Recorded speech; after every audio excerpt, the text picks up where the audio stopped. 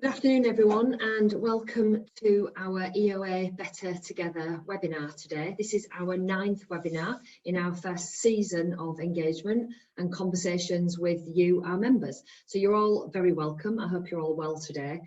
As you probably know, it's Mental Health Week this week, so I hope you and your team are very much taking care of yourselves, giving yourself time to breathe in what has been a really ridiculously busy time for all of us. And as the saying goes, be kind to each other. We've done a little bit in terms of sharing best practice around looking after your mental health. We did a webinar recently. You can find details of that and a link to that on our COVID-19 page. I'm sure many of you are doing specific things and supporting your teams this week as well. So before we start this week's webinar, I'll just do a bit of a roundup, as I normally do, on what's been happening in the economy, at least over the last few days. Firstly, I just want to focus on the support schemes that are in place. So the Bounce Back Loan Scheme, you'll all remember this is the scheme for business loans from between £2,000 and £50,000 to a maximum of 25% of a business's turnover. They're 100% guaranteed.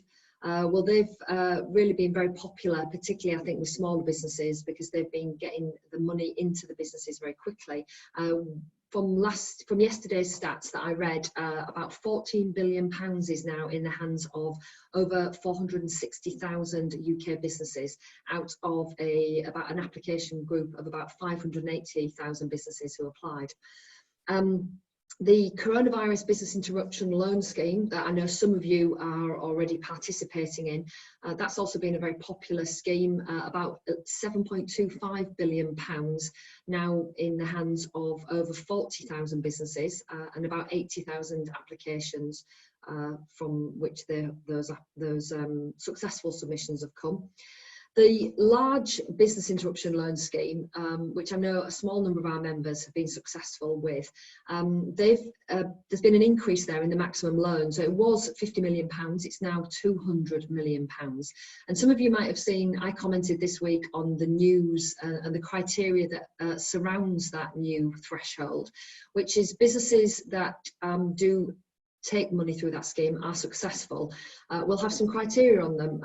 Unsurprisingly, they won't be allowed to pay dividends. They'll be asked to exercise restraint when it comes to senior pay. There'll be no ability for them to do share buybacks, and also no ability to pay bonuses to senior managers, all of which I'm sure, like me, you would expect to be in place. There's also a couple of other schemes that are important, I think, and worth just considering. For those of you who have used statutory sick pay since the 13th of March, the rebate scheme opens next week, so you can put your applications in to recover statutory sick pay for any of your team that have been off due to COVID-19. And interestingly is the new fund, the Futures Fund, which some of you may be aware of. This is a new loan scheme particularly for businesses that are high growth, innovative businesses, possibly in the tech sector, but not necessarily. And these are government loans from £125,000 to £5 million. They have to be matched equally by investors. So an interesting model there, and certainly interesting for the future when you look at balancing government debt with investor debt. So that's just a roundup of what's been happening, I think, around the financial recovery, if you like, or the support that's in place. It's interesting, isn't it? I've been reading lots, like you will have done, about where the economy is at the moment. And I know people are talking about recovery. It feels less like a recovery to me and more as if we are all starting to adapt to this new environment and slowly starting to emerge back into this new world and trying to adapt as we do that and work out what we can do and what we can't do. And we're starting to see some of the big impacts in society and the economy as we do that. You'll have read, as I did, sadly, about the Rolls-Royce redundancies yesterday. And I think that's a strong sign of what we might expect across other parts of the economy. So some sectors will be far worse affected, and clearly air travel is one of those sectors, and probably a direct impact and result on Rolls-Royce's decision this week. We're starting to see universities now saying that they're not going to return students back into the traditional work, learning space. So what does that mean for the many thousands of student accommodation across the country that may not be used in the next year? And I suppose arguably the space that most of us will start to feel the most significant change is on the high street, the place that we all visit on a regular basis for entertainment, for retail experiences. So I'm delighted that today we've got experts from that very high street joining us to share some of their reflections on what's been happening in their organisation over the last few months as they prepare for that emergence and adaptation into a new way of working, and also an expert from the future of work, somebody who really understands what's driving a lot of the decision making. So first guests up today are Chris Earnshaw, who is the President of the Partnership Council at the John Lewis Partnership, and Leslie Ballantyne, who's the Director of People Operations at the John Lewis Partnership. Leslie very kindly has stepped in. Her colleague Tracy Killen wasn't able to join us today, although her name was headlined in today's webinar. So Leslie, Chris, you're both very welcome. We're really looking forward to hearing your personal reflections on the last few weeks and months of this pandemic and what it's meant to the partnership, and as you start to prepare for the future. So over to the two of you. Thank you, Deb. Afternoon, everybody, and Leslie and I are delighted to start the session, and thank you very much for the warm welcome, Deb. So I'm just going to quickly talk about a very brief introduction about the partnership, our model from an ownership perspective, and how we run democracy. Then I'll hand over to Leslie to talk about how the executive, our senior leaders, are working together in our response as a partnership to COVID-19, and then I'll finish off just really talking about the future in terms of how we're setting ourselves up as we come out of this pandemic and we emerge stronger. So briefly, I'm sure many of you know the partnership, we have over 80,000 partners, probably well known for the two brands of John Lewis and Waitrose. Obviously we have Waitrose shops in the Middle East, we have an Indian sourcing office, we have a manufacturing base in Herbert Parkinson in Lancashire. We have a farm, and we have a nursery, and we also have financial services. So it's a broad base across the partnership. And our ownership model is actually, relatively well known. But we celebrated last year 100 years of democracy when our founder Stephen Lewis started the first staff council in 1919 in the cafe in Peter Jones, and in 1950 we became fully employee owned. And as a partnership, we follow the indirect model of ownership, and shares are held in trust. We have a trust company of 5 directors, the chairman, the deputy chairman, and 3 elected directors, the trustees of our constitution.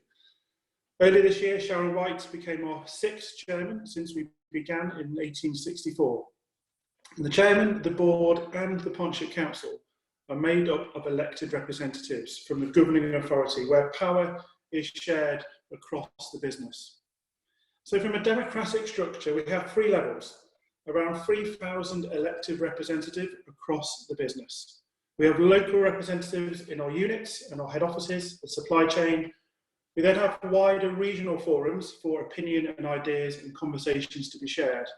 And that all feeds through into the Partnership Council, which is one of our 3 governing authorities alongside the board and the chairman. Technology, though, if we're looking back, has been very one way in terms of communication, very much back into the business. And what we found, and we'll touch on as we go through the conversation, is how that feedback through technology is very much alive on a daily basis, coming into the wider exec and to the business. As well as formal democracy, wider engagement is critical to the business. That supports the formal democracy and is very much in the moment, with freedom to adapt and really driving forward the power of conversation. So the business has been moving forward in an organic fashion over the last couple of years, but actually what's really kind of driven over the last 12 weeks is the informality and the ability for all levels of our partners across the whole business to connect through technology. I'll now hand over to Leslie to talk about actually how that has embraced the business and how we've responded to that within the partnership. Thank you, Leslie. Thanks, Chris. So hi, it's brilliant to be here. My name's Leslie Ballantyne. I'm sorry I'm a poor substitute for Tracy Killen, but hope to do my best to describe some of what's been going on in this last few months. So as Chris was saying, we as a partnership practice democracy, and never more has democracy been live in this crisis. And we have had to make some really difficult choices as we've gone through the last 3 months, with some potentially divisive implications between cohorts of partners. Partners is what we call our employees. Equality is at our core as a business, is kind of in our spine. So anything that seeks to rock that equality is difficult for us as an organisation. At the start of the pandemic, we set out to maintain a principle, which was that we wanted to maintain the pay and the employment of partners through the pandemic. And I'm really delighted to say that we have been able to achieve that. Our partnership has provided structure and some stability in this really challenging time. But a really specific example of the democracy and executive engaging was when the coronavirus job retention scheme first became available.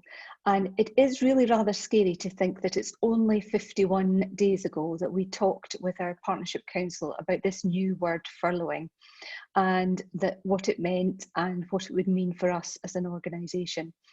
And we had a whole, at that time, WebEx session with all of our people from our Partnership Council to talk about what it would mean. And instead of kind of glossing over what might be the impacts on equality and on fairness, as an executive, we shared where we felt really uncomfortable with the scheme in relation to our culture. We called them our uncomfortable truths.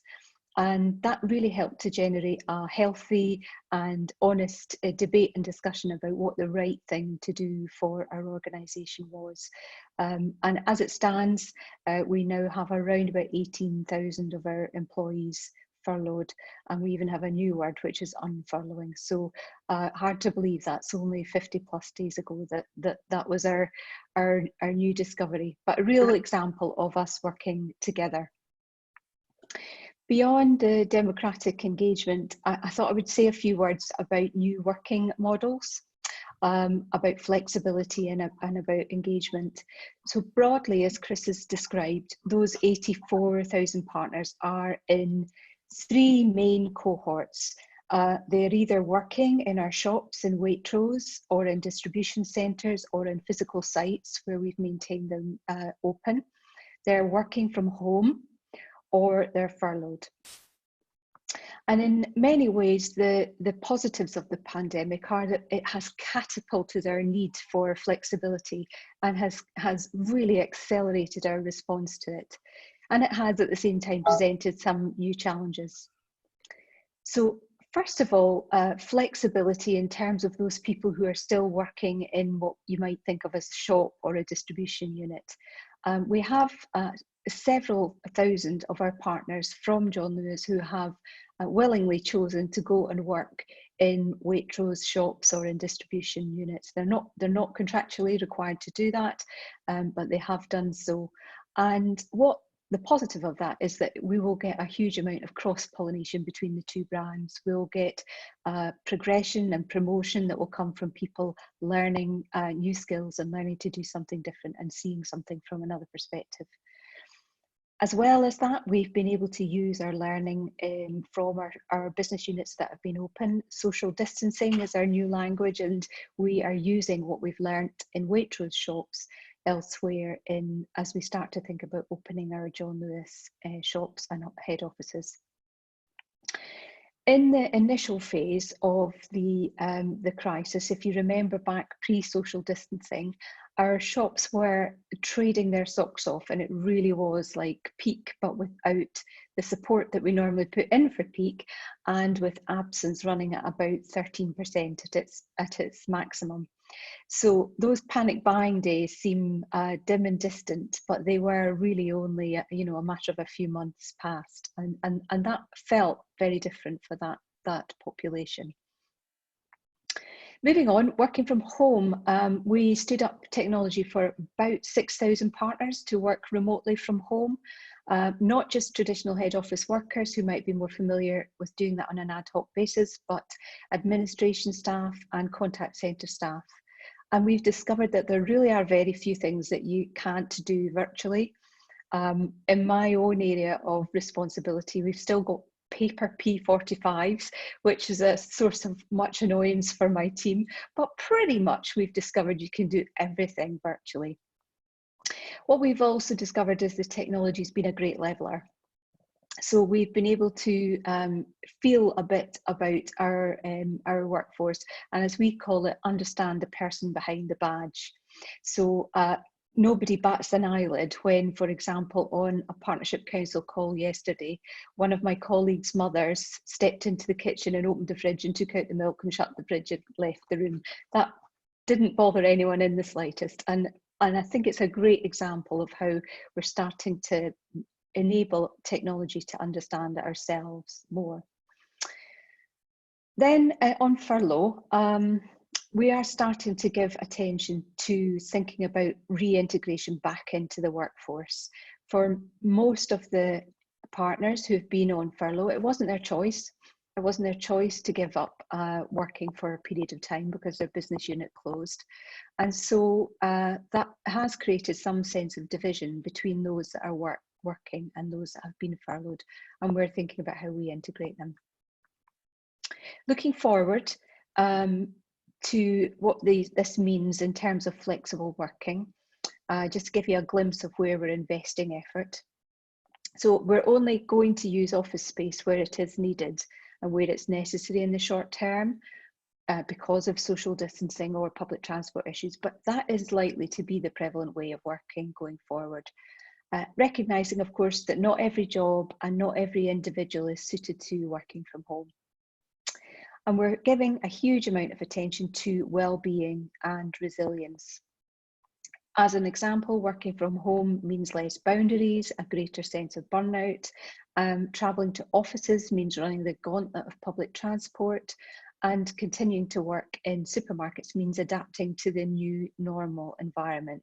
We now call it the COVID dance that you've got to do when you're filling up shelves to avoid customers. We've got lots of partners who fall into the vulnerable or extremely vulnerable categories, and they remain really concerned about what it means for them and what work means for them. So we've just completed a comprehensive review of our wellbeing and resilience offer, and we've virtualised much of the content, but there's much more to do in this space, and in particular, thinking about acute mental health conditions. As Deb said, fitting that it's Mental Health Awareness Week this week, but the early signs are that acute mental health conditions will become much more of a concern in the workplace and in society. We've seen acceleration in the shopping habits of our customers.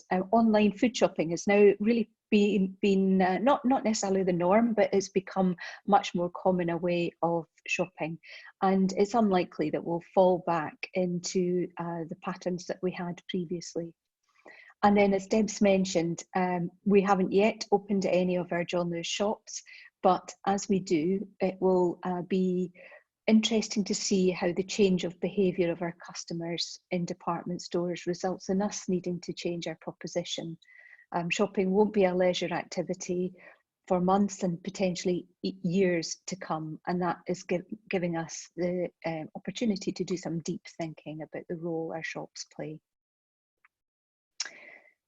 During all this time, which might be the definition of madness, we put in a new HR and payroll system completely virtually.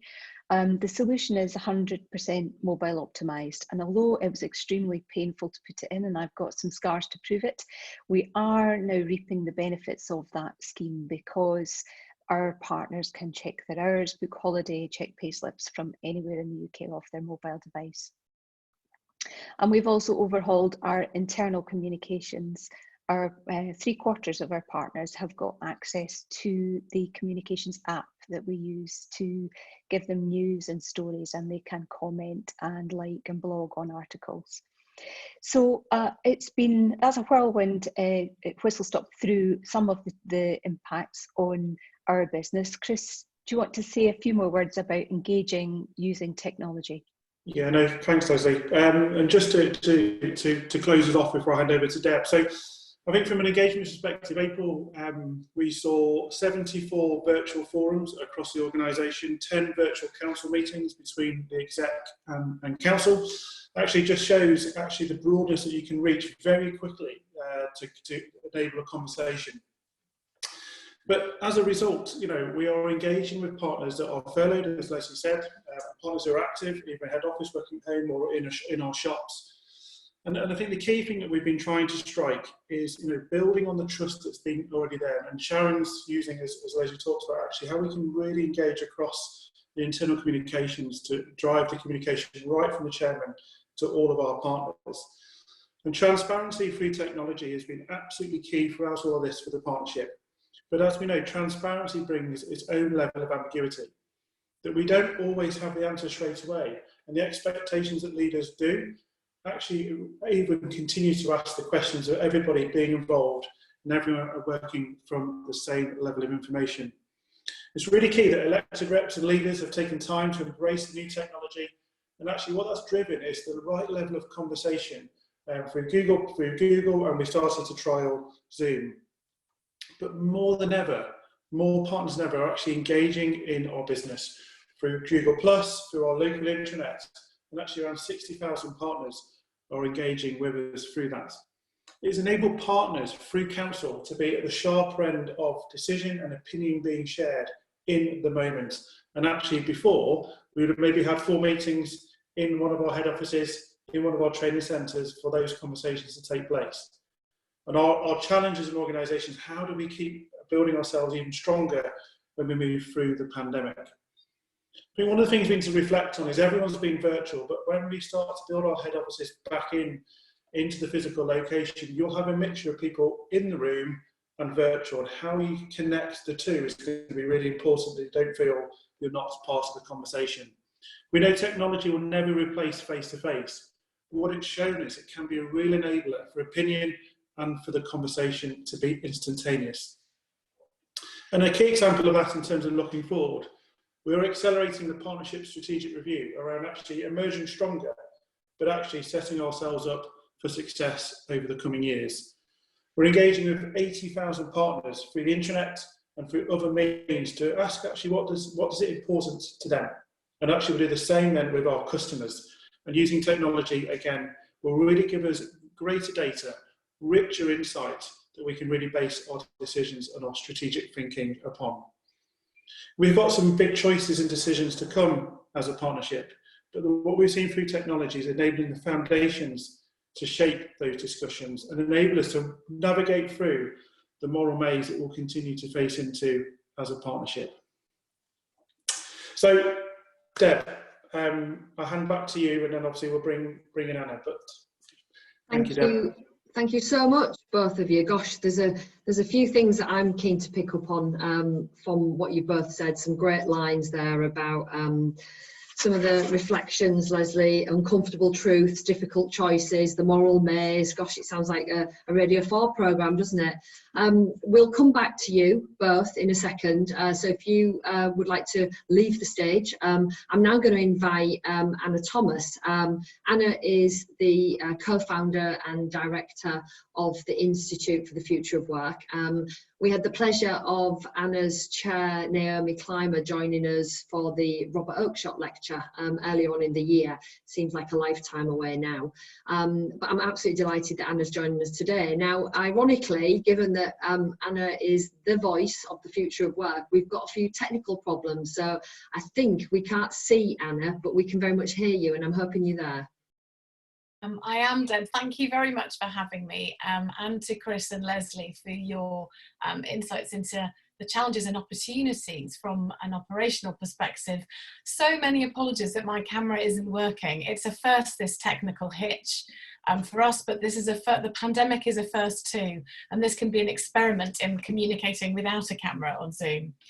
So COVID has struck, it's been superimposed at a time when we're already in the middle of a technological revolution.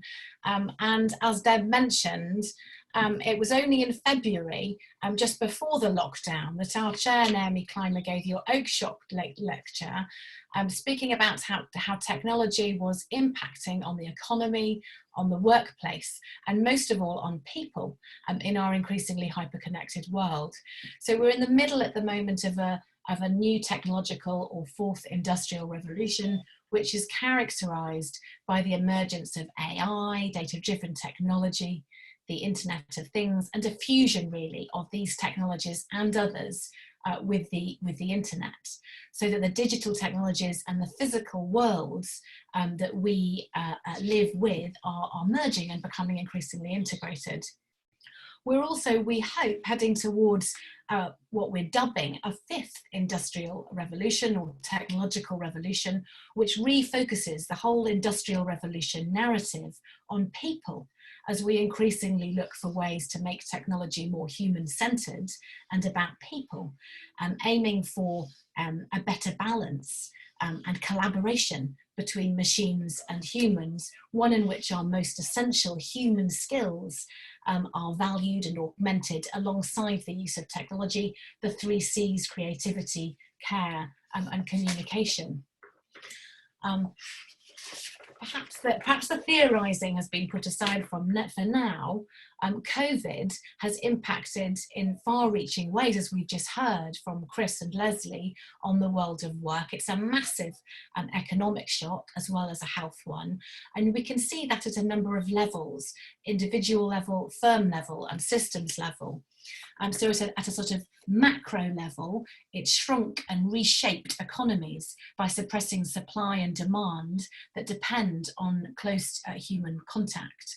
At a firm level, again, as we've just been hearing, it's forced businesses within days or weeks to rethink their models, reducing human contact where they can for now, and for HR and operational departments to redesign jobs, reduce jobs and tasks, manage people differently, set up new channels of communication, support remote working, and support, in some instances, the reduction of hours and the move to part-time work too.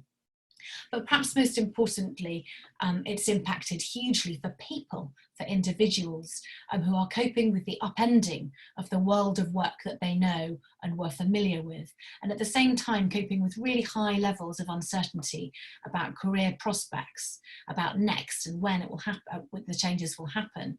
And this is varying hugely according to individuals and individual propensities, but also varying hugely according to sector and jobs and ages. We know, for example, that 20% of retail and hospitality workers are aged between 15 and 24, so that young people have been hit particularly hard. And more obviously, we know that if you work in ICT and you've done remote working before, you're more likely to be able to transfer to 100% home working now. So it feels like for people that your job will depend, the survival of your job will depend on new criteria about its relevance, about how much contact is needed, and how much work can be done remotely. And it will also, as Chris and Leslie have just been describing, depend on your employer and how your employer chooses to respond to what we are experiencing around us.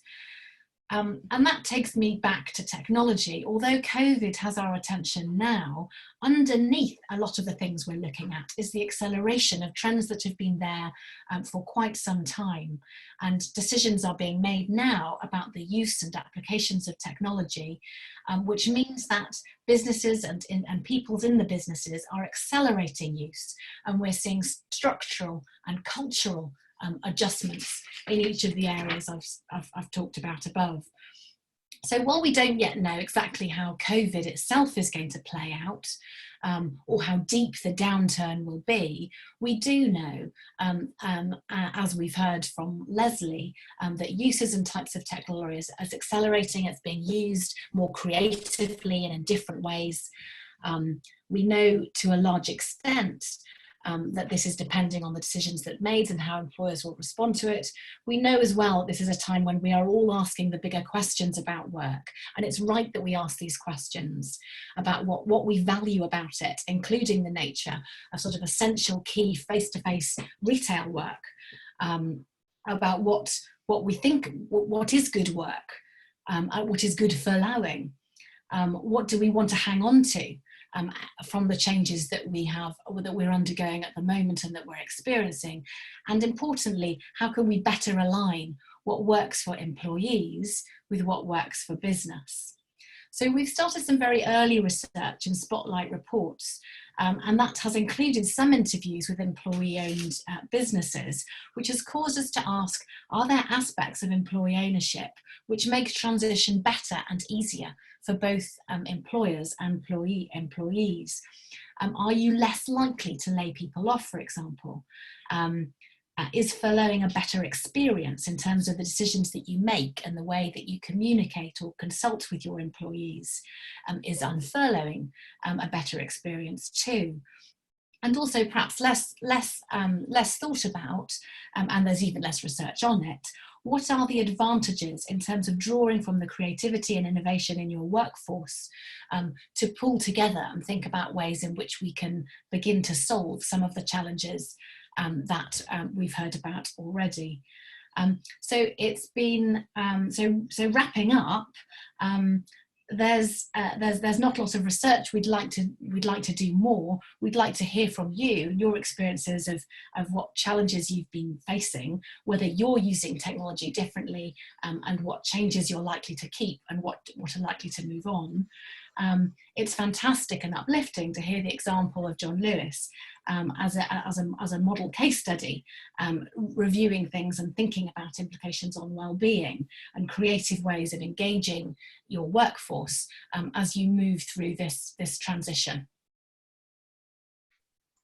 Thank you. Thank you, Anna. Thank you so much. I'm sorry you weren't able to join us face to face, but nonetheless, that was really insightful and interesting to hear of your reflections on, whilst COVID is the new crisis, we were already in the middle of a technological sort of transformation. So, you know, this has escalated possibly our adoption, is what we've just heard.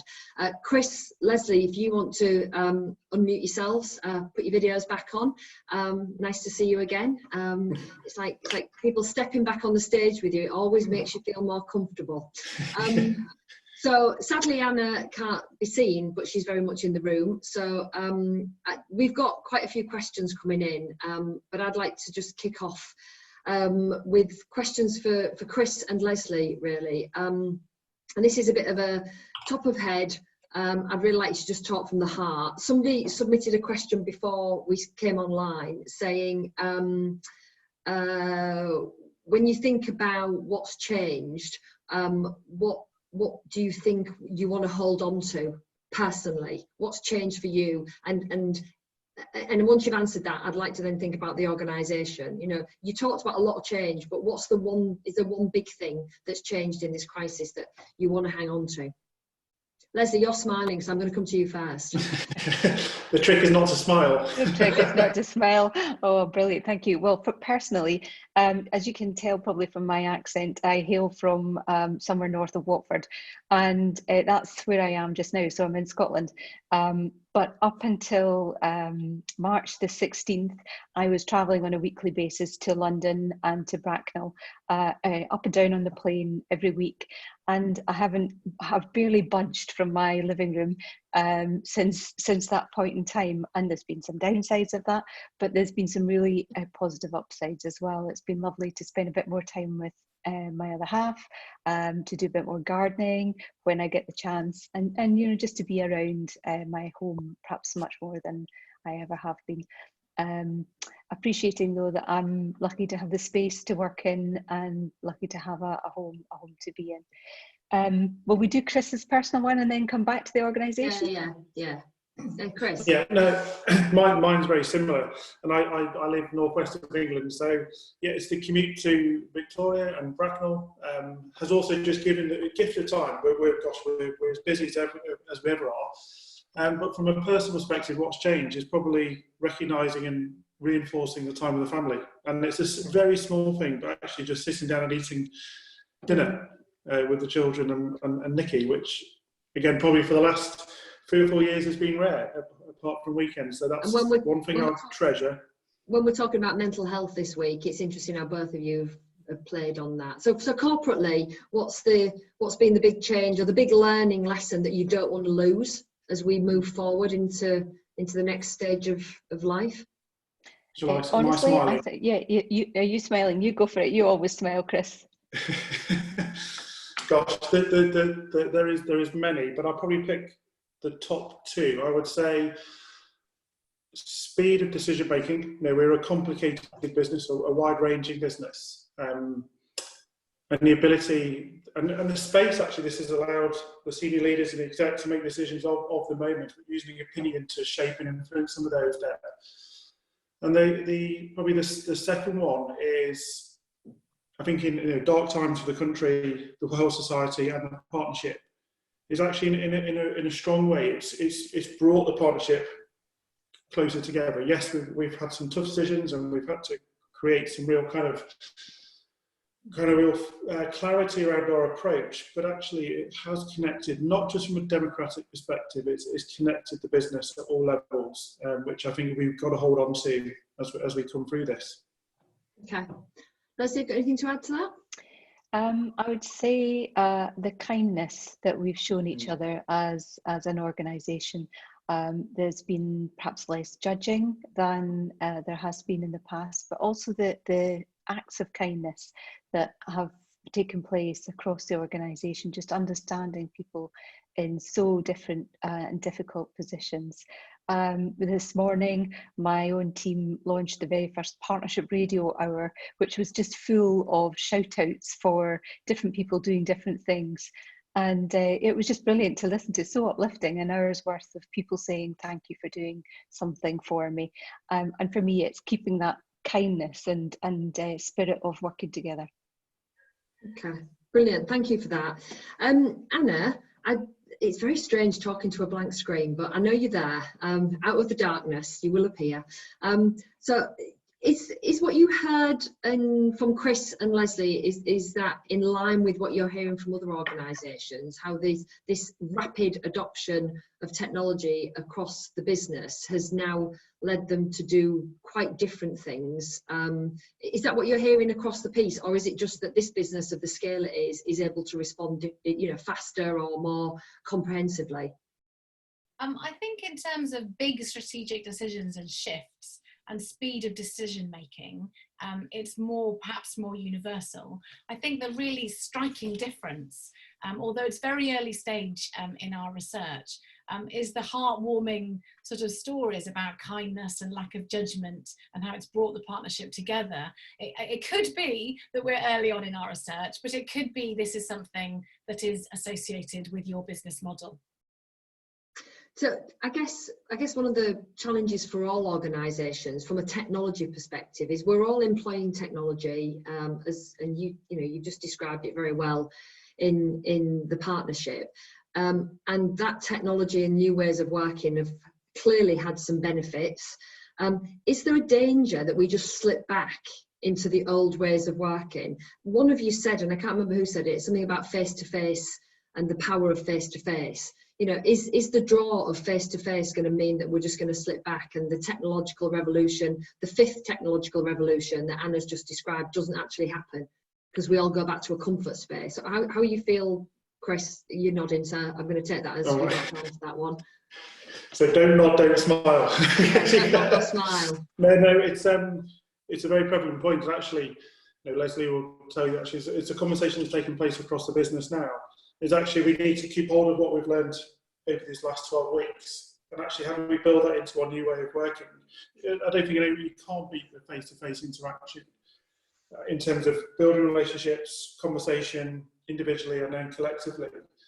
But actually there's a blend of the two, and probably on the back of my mind is that we can't go back.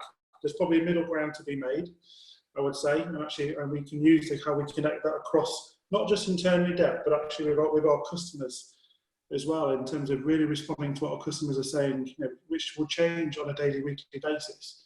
So I think there's a balance, but we can't go back to how we were, because actually we've seen so many positives that have come out of this.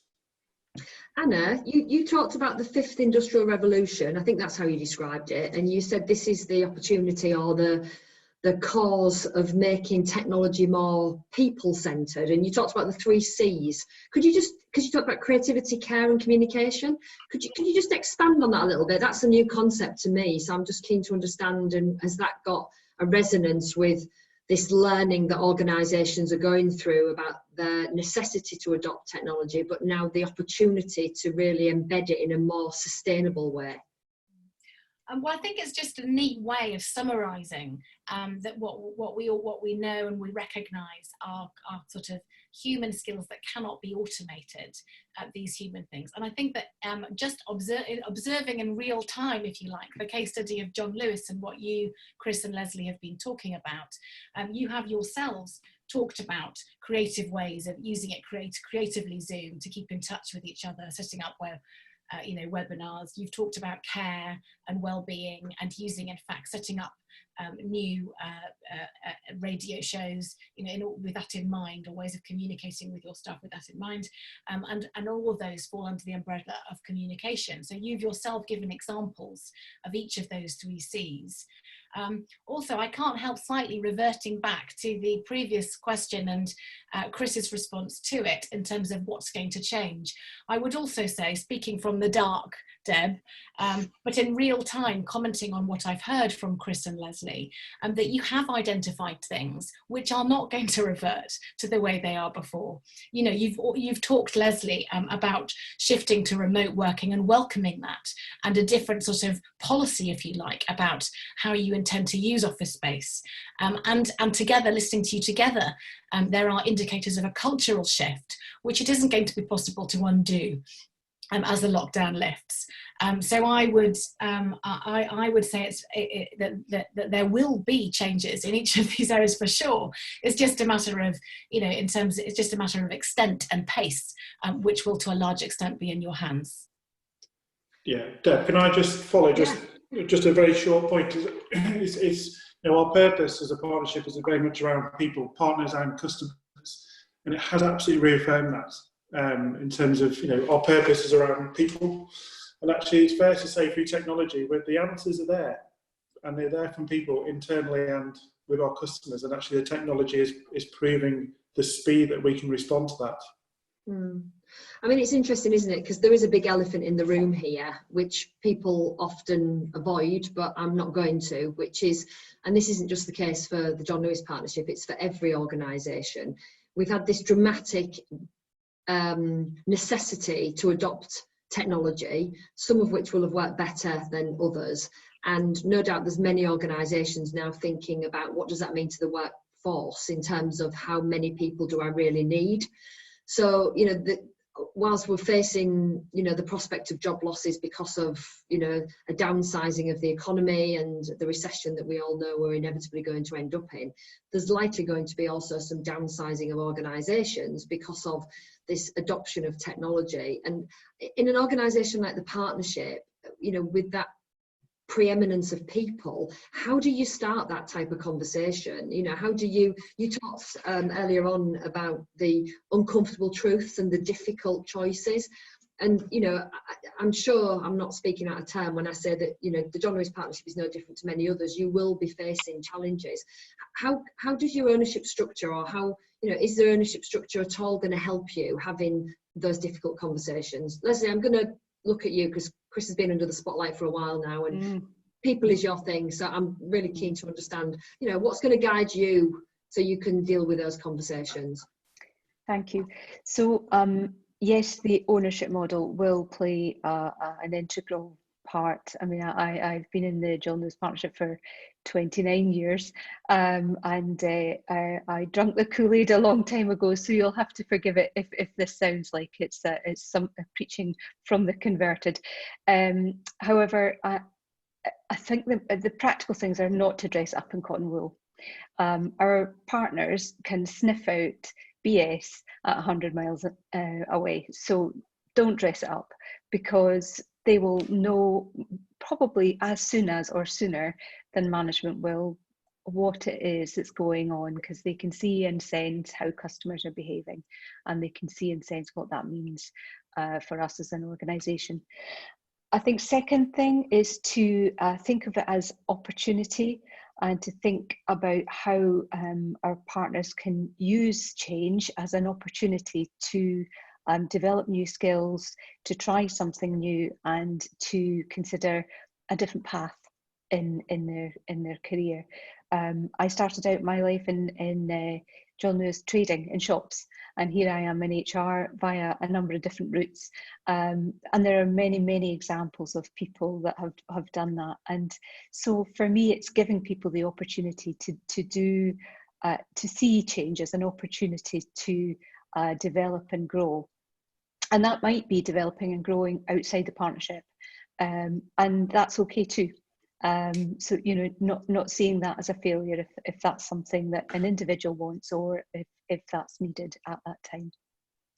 There's an interesting, we had an interesting webinar last week. We had Tony Danker from Be The Business in, and he was talking about the 4 stages of businesses right now, and they've categorized them around businesses that are surviving, hibernating, pivoting, and thriving.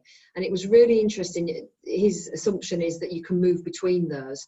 And I guess what, in a way, what you're revealing and what Anna's talked about is businesses that can pivot, that can innovate, that can grasp the opportunity of change and do things, you know, in a different way maybe that they weren't even thinking about. They're definitely going to be at the forefront of leading the economy out of this situation. At the same time as the individuals who can apply that same mindset. I was struck by the government offering lots of free courses about technology and IT, which clearly isn't just about helping people manage Zoom calls and get their cameras working, Anna. It's also about the future, isn't it? It's about how do you prepare yourself? And we had a question about that. Somebody's asked the question, many employees are now rethinking their future. They're thinking about life change, and how do you motivate employees, and how do businesses stay relevant and flexible to support employees as they're doing that? I guess in the partnership, as you've just said, Leslie, you're big enough to support people doing that. You can support people as they move in and out possibly of the partnership in a positive way. We are big enough, but also it means that there are barriers, because it's sometimes harder to be agile. Smaller organisations can be more flexible in the first instance. How do you motivate people as they rethink their future? Well, I think for me it comes down to one thing. It comes down to purpose and meaning at work.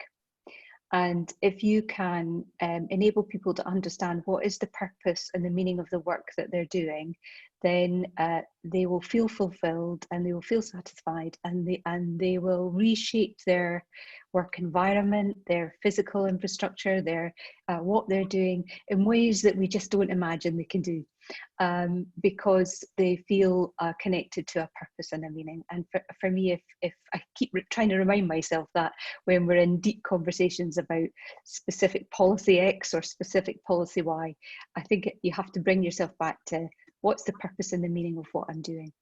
Yeah, and Deb, just it follows on, there's a question around the investment back to partners, i.e. the bonus, and you're quite actually, because we're a co-owned business, actually we can make those longer term decisions for the sustainability of the partnership. And there's a saying that goes in the partnership, actually the responsibility of this generation of partners is to pass on a successful partnership to the next generation of partners, and that's really behind some of our decisions and our principles behind them.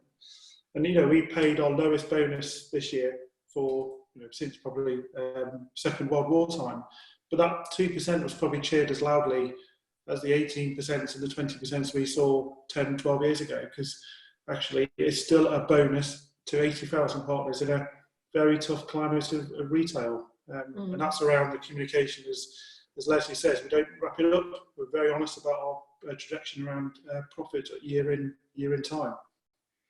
I've got a couple of other questions about the decision making around what do you tell people and what you don't tell people. Somebody's commented on your comment, Leslie, about the uncomfortable truths. And are there any uncomfortable truths that you don't tell partners? I'm just going to lay that question out there. That's a bit of a closed question, but I'm guessing there's a quick answer to that. No, unless there is an acute commercial reason why we shouldn't. So, for example, if we're bound by a contract for another organisation to remain silent, Okay. I can think of only a small handful of scenarios where that might have been the case in the past. Every other scenario is about seeing it as it is and being as open and transparent Okay. as we And can the be. second question, I think, is going to just play on something that you said, Chris, I think, which you were talking about the furlough situation, or it might have been Leslie actually, and you said for people that are furloughed and people that are not furloughed, there was, I think your words were, there was some division, there was some sense of that. And we now know that this furlough situation could go on for a lot longer because it's been extended to October, although arguably, you know, there are different views about why that has happened, but it's there. And I guess the question is, how do you deal with that? How do you, somebody's asked a specific question, how do you create a sense of togetherness if some people are working and some people aren't? How do you maintain that?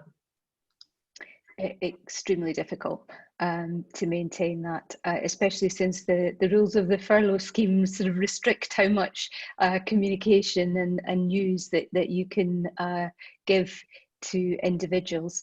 You do it by mutual understanding and kindness, I think, because not everybody will appreciate what it's like to walk in someone else's shoes. But actually, when you enable people to understand just how it feels, then you do bring people together. And I'm so conscious that we're all fighting this invisible enemy, this virus that we can't see. And Chris and I have been kind of encouraging a viewpoint that fighting or divisions or tribalism within our organisation means that we have less energy to fight that invisible enemy. Obama said something similar about US culture recently, I think, in one of the things that was leaked.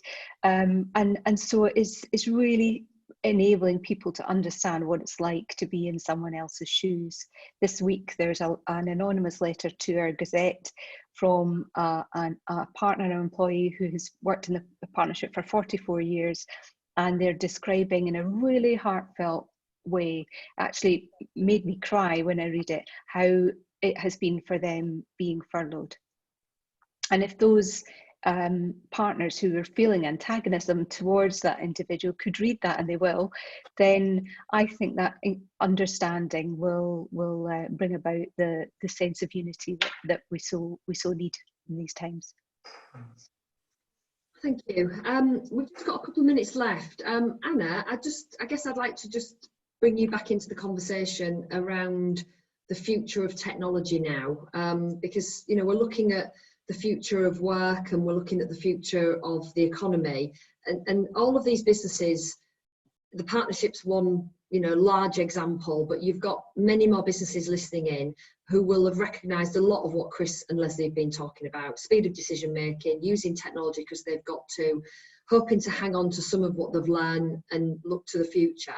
Do you think this current crisis has unveiled and revealed more opportunities, and how confident are you that the UK and the world, but let's focus on the UK, will be able to actually capitalise on this to commercial advantage and society's advantage? Well, it is hard, isn't it, to think about it at the moment in terms of opportunities, but listening to Chris and Leslie, reminded me that there certainly are, if you continue to do the things that we have heard about, sort of higher levels of transparency, consultation, engagement with people. If the question is specifically about employee ownership, I think there could probably be more opportunities to convert to employee ownership could perhaps be supported as part of the package for recovery. So we are thinking about that and things that might help. Right at this moment in time, perhaps it's important to think about lifting the rules of the furlough scheme that are stopping you doing, that may be holding you back, engaging with your staff, as you work out the changes that you've been describing. Okay, I think I've probably got one more question actually. Chris, you talked about technology right up front, and it had previously been, I think you described it as one way. It was feeding back into the business. Do you want to just expand on that a little bit more? What's changed? Yes, so if you take just we say traditional partnership council, you know, from only 12 weeks ago, we would meet 3 or 4 times a year, and actually it was streamed out to the business, which again was one way, so you couldn't really interact back in. But I think what we've seen over these last few weeks, Deb, is actually the openness that's come through from council, how our internal communications channels have supported those discussions going back into the business. But the biggest enabler has been the usage of Google+, which is our internal kind of Facebook, our kind of chat facility across all organisations. And the activity that we've seen there has been really magnified to actually how we had previously used it. It was very much business, not just from a democracy perspective, there's so much feedback coming through. It's actually really hard for the exec and the senior leaders to go, actually, what am I hearing here? Because there's so much coming through, which is a really good position to be in. And council has a real role to play to go, right, these are the priorities that we think we should really step into for partners, customers and the business. That's been a real step change, and one thing that we can't go back to just being a one-way. So that's completely enabled by technology, which brings us full circle to where we started. Yeah, absolutely. Thank you so much, all 3 of you. I'm just going to quickly try and round up what I think we've heard. So, you know, we've talked over the 9 weeks of doing these webinars about the dramatic changes that people have experienced, and there's certainly a recurring set of themes coming out, and we've covered quite a few of them today. So I think what you've reconfirmed is there's lots to be learned from this dramatic environment we've all been pushed into, and there's lots that we want to retain, and there's things that we never thought we could do that we've started to do. And specifically when it comes to technology, you know, we've got this opportunity now for this very two-way, honest engagement with people, but that has to be underpinned, as Leslie said, by openness and transparency, and having those difficult conversations, and not flowering things or trying to BS things, as Leslie said so delicately. There's also the issue that Anna quite rightly raised, which is whatever we do in the future, even though what we've done in the past has been an act of necessity, we have to make it more human. It has to be people-centred. It has to be about not just applying technology for the sake of it, but actually doing it in a humane way. And then I think the thing that I want to finish on, which and I see things glass half full all the time, is this is an opportunity. So if we apply that thinking about humanity, about openness and transparency, and remembering what was good about these last few weeks and what we've learned, we should see those opportunities, and maybe that will help us all pivot, as we were told last week, pivot into new areas and innovation. So thank you, the 3 of you. It's been another great discussion. I love my Thursday discussions. They're getting to be a staple part of my calendar. This one happened to be this afternoon, and normally they're in the morning, so that set me a little bit aflutter this morning. But thank you to the 3 of you. Thank you to all of our guests who've joined us today. I wish I could see all of your faces as well. Sadly, we can't at the moment. So I think Ollie's probably going to pop up a screen in a minute and remind us of all the other ways that you can engage with us. So we continue with our webinars for the time being, and I say for the time being because we are, like every organisation, going to take a moment to reflect on what we've done over the last 10 weeks by the time we get to next week. We are desperately keen to hear from you about what you would still find of value from us when it comes to these types of broadcast situations or more smaller groups that might engage on a more one-to-one basis. So any ideas you've got, any ambitions you've got about the sorts of content we can curate for you, please do let us know. There's a survey at the end, or you can just send us emails. Don't forget the EO Hub is there. It can help you answer questions, deal with challenges, share ideas. Our weekly EO community newsletter is really well read. It comes out on a Monday afternoon. Please do keep engaging with that. And as usual, we're here to talk to you one-on-one if that's what's important for you and if you want any introductions or any support. So next week's webinar is back at the usual time, and it's very timely. We're thinking about moving back into the workplace. We're thinking about the physical and psychological challenges of doing that. And we've got two brilliant speakers who are going to share their experiences and their insights and their knowledge about how to do that in a safe way, both physically safe and psychologically safe.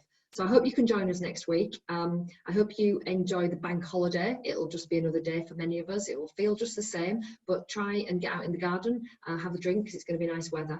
And I hope to see you all again next week, same time, same place. Okay, thank you. Bye-bye.